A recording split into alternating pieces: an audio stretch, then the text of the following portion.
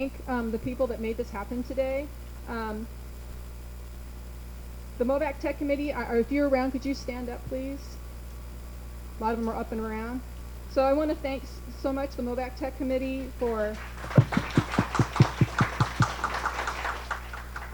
It takes a group of people to make something happen. So Kim and Katie, thanks for getting the food, and Dawn also helped with the food. Kristen, she helped with the RSVP, and she's going to be helping out with a survey at the end. And then Katie and Julie, they're the ones that did our flyer. So thank you guys. And Mila and Catherine, they have the Oculus Goes outside. So, and Kim Smith, 3D printer. The MCFL Makerspace Committee, if you could please stand up, please. I'd like to acknowledge you guys. Dawn's back there. She can raise her hand. Denise. So, Eddie, Yannette, Dawn, Denise, Carol, Ashley, and Dave worked really hard to put most of these tables out yesterday to get it all ready. So I just want to thank you guys very much for all your time and effort. So there's still some pops outside. Denise has made those for everybody, so please feel free to take one if you want one, if you haven't already. And as I said before, we will be sending out a survey at the end.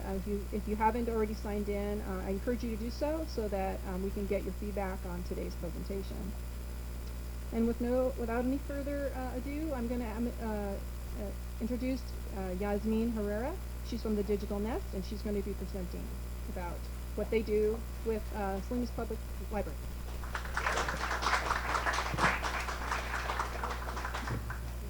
Hello. Can I take it off? Okay. Yeah. Okay. Cool. Hi.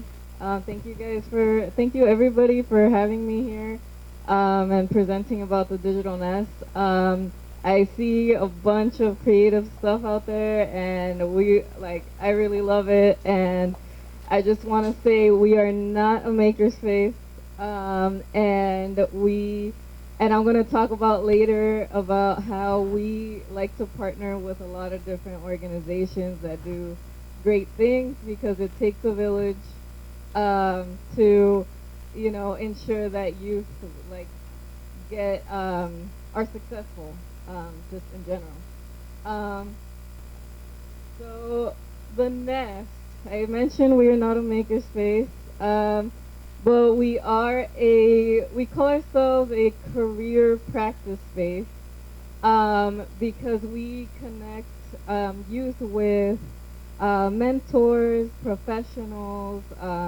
We give them training, and the whole goal is so they could become professionals in the industry that they're interested in. We focus on 3 main industries, but we think that the soft skills that they're gaining while they're in our program will help them in anything that they want to go do. And the most important thing for us is social capital. So again, us knowing who's out there. If they're interested in marine biology, and we don't do marine biology, we can point them to, hey, there's a program that does marine biology. You go do that, and then we help them with their resume and things like that. So we're a career practice space, is what we call it. So I talked about soft skills. Mention other skills in our 3 main industries, but the way that we cultivate all those skills is we have groups that can gain volunteer hours, and their job is just to maintain the space, the whole space. The whole space is run by youth. And so our tech squad does all our tech stuff, fixes things, our computers, because we're a space where we can check out laptops to people. So tech squad makes sure that they're all up to date, that they have the software that people need, stuff like that. And then Connect Crew are the people that are the on the ground support. They give tours and the space can be kind of intimidating to some youth. So like they come in and then they're like, oh my god, like there's just people like, working here. It seems like, everybody knows each other. And so Connect Crew are the youth that kind of like take them in, and they're like, okay, this is what you can do. What are you interested in? Things like that. And they refer them to us. So I'm one of the staff there, and I focus on a department that I'm gonna go into. So then we have those volunteer groups. E-Unit, they do events for partners, so they help us like strengthen ties with partners. Like I'm gonna talk about Walk and Roll Film Festival. It happened last 2 weekends ago, and it's one of like the strong partnerships that we have. And then media creators, they create media, or they like do our social media. They make flyers. Whenever we're at events, they like take pictures, do videography. Um, and so all those volunteer groups, they're under departments. These are our career focus areas. So these are the main industries that we focus on. So um, people, I think I have it on the next slide. Those are contributing member groups.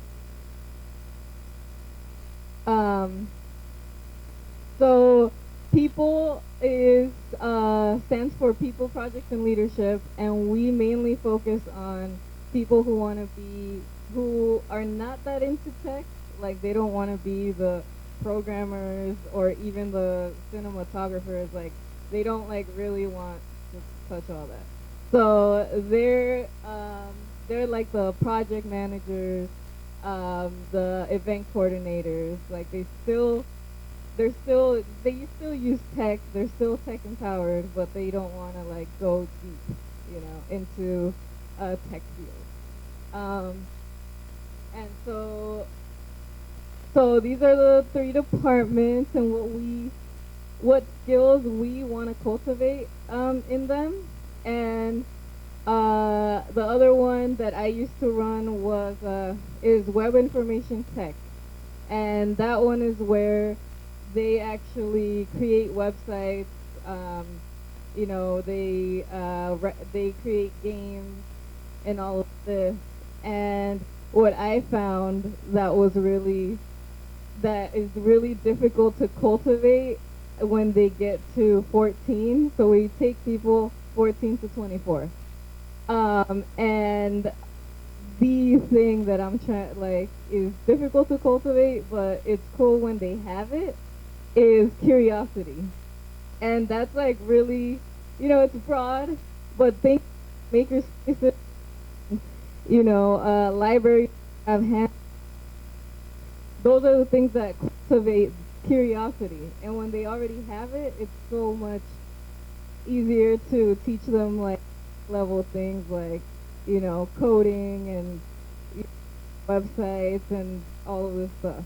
So yeah, so curiosity. And then digital arts and tech, that's where they create films, they make videos for clients, and I kind of skipped through business, but that's our most important part, because after they take all our trainings and stuff, um, they get to they get paid to do the things that they learn to do.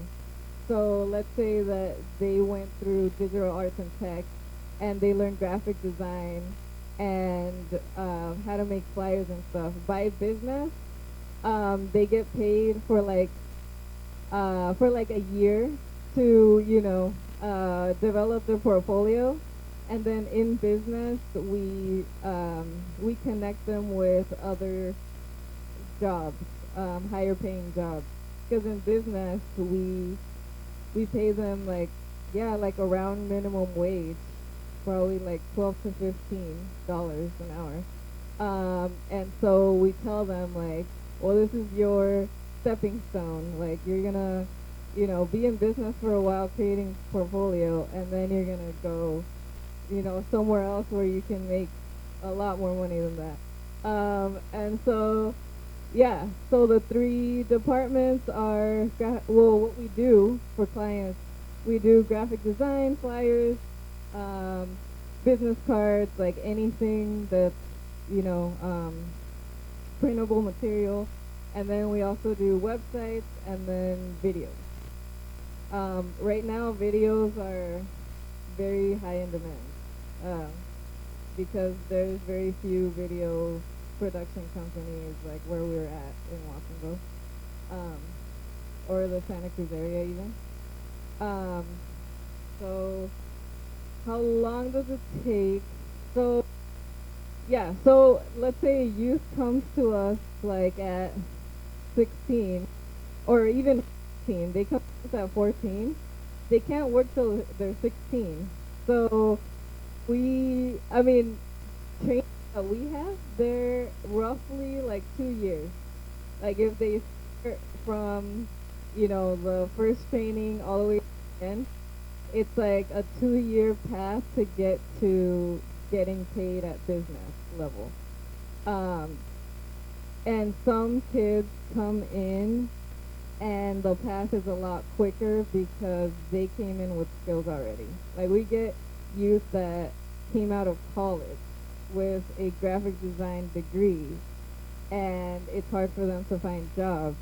So they come, get a portfolio going, and then get hired somewhere else. So they don't have to go through our whole pathway. Um,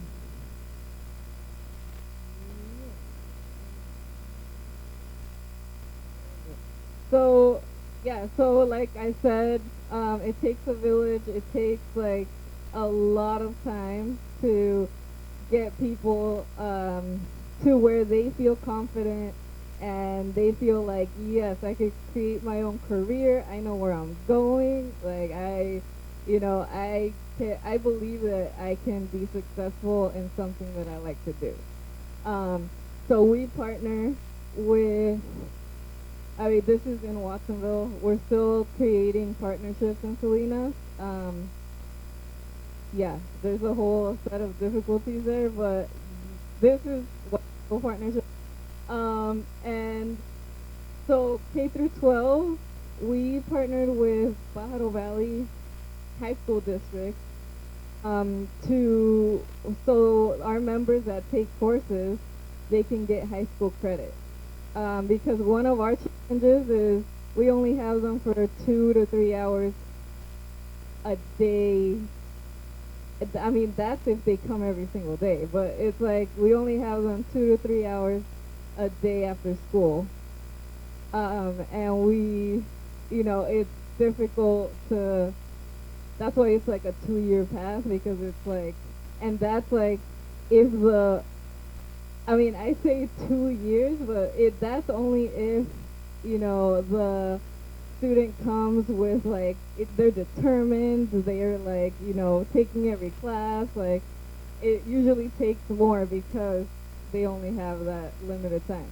So we partnered with a high school so they could get credit during school in their 5th period class. And we did that with digital arts and tech.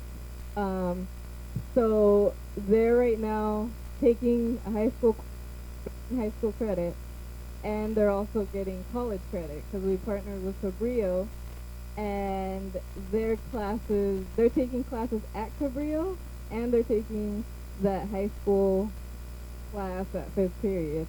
So then we have a lot more time with them. They can like learn things like with more like they grasp things a lot more, and it's not just like, oh, they took a class one summer and then they forgot. So yeah, and then we partner with industry to then after they go to then they can get hired at local, let's say, web development firms. These are web development companies. and we partnered with them to, finish the pipeline, I guess. Oh, um, so yeah, so these are projects that we focus on in order to get them career ready. So we people projects and leadership. We put on the Watsonville Film Festival last weekend. They also like to do their own events. So like things pop up because it's all like youth run and everything. Live at the Nest was one that they like really wanted to do, and it's like a youth concert. They bring in like local talent and local talent like bands and stuff like that, and then they put on this concert. And then Nest Flight is something Digital Nest puts on that invites all of the local industries to Watsonville, and it's a day where the youth can network and see what industries are out there, and they can recruit youth from there. They can just create connections. But it's just like a conference. Last conference we had like 160 youth that came, and we were impressed because they had to wake up early. They had to wake up like at 7 a.m. be there, and it was a whole day thing. Like they were there till like 6 p.m. So yeah, it's like a big conference. We want like 300 people to come. Um, and so everything we do is project based. So it's to avoid having to, because we're not a school, or like we're not staffed with like people that do evaluation and things like that. So our evaluation is the project. Like if you can do, this project, then we know like you have like this, and this skill. And so in web and information tech, we create games and websites, and we just, we have criteria that we look at, and then we're like, okay, he doesn't know, or this person doesn't know like HTML or, CSS the way that we taught it, so let's go back and like, teach him that, or, it's based on the project that we evaluate. Um, any questions so far?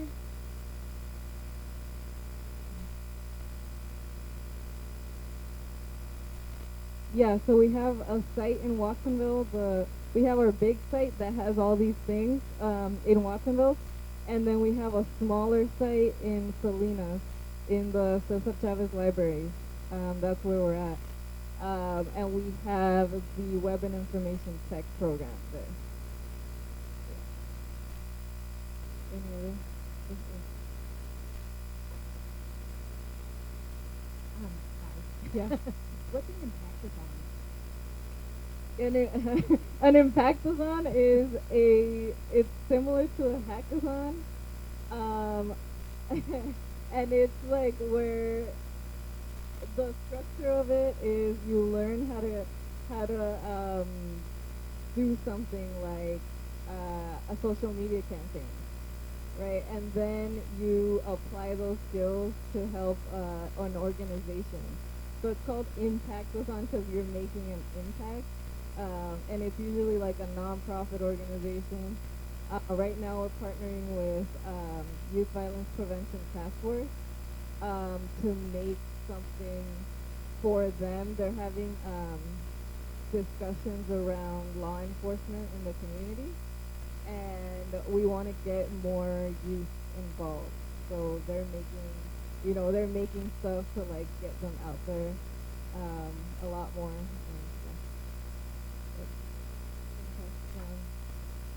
Maybe the one more question. How many kids or how many teenagers do you get a day? Oh. And are you looking to expand into any other cities? We get a day we get an average of like 130, but then we have tiers of membership, I want to call it. Like there's like the regulars, like they come every single day, and then there's the ones that only come to training, like they only like come like twice a week, and then they're the ones that come when they need something. They're like, hey, like, can I put you as a reference? And they like volunteered for us like a year ago, or like there's like tiers of people that come in. But yeah, average 130, and then our regulars are like 60. Like there's that are like solid. And then, and I think I'm not including the workshop people, but yeah, they only come to workshop. They don't like to hang out. Like they're just like coming to workshop, get out. And so yeah, those are average. Yeah. Well, thank you so much. I really appreciate your time. Yeah. Thank you. Thank you.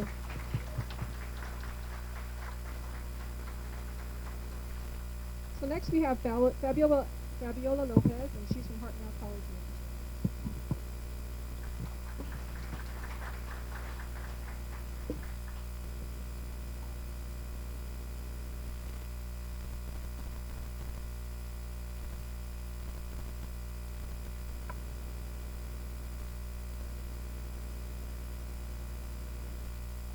Hey guys, my name is Fabiola, Fabi, for short. Bear with me, I'm again. So, kind of rustled up some of this information. Myself and Sam here, my partner at the Hartnell College, we run the Makerspace there. I work with what we call the Dirty Lab. Um, the Dirty Lab consists of making anything that will get dirty, whether it's whether it's woodworking, uh, creating T-shirts with our vinyl, screen printing, or just anything revolving around those dirty projects. Sam is our clean lab. He runs the clean lab. That's where we have our more sophisticated technology, where he teaches students how to code, program things, things of that nature. So the more fancy technology, I guess you would call it. We are really focused. My focus personally, as well as Sam's there, we focus on groups. One of those groups is the college students and staff. We are located at East Alisal campus, so we want to make sure that we have our spaces available for both staff and students to make that they want to make. Here, this picture here, you'll see students who are part of an internship program. They were working closely with Driscoll's team and creating prototypes using our clean lab, the 3D printers, and all of the technology we have there. Some of you might recognize this crew from Nest. So they're to be able to use our clean and dirty lab to build a prototype for a Shinampa project, which you've probably heard of. We work with clubs like the math club. We're having different clubs like the music crew come in. They work and make projects, make things for their clubs to promote it. And so they are able to use all of our equipment for free and make whatever they want there. They'll also learn how to use our technology. We also work with the community. You'll probably notice our van outside. This is our mobile community outreach vehicle, and we work with students in South Monterey County.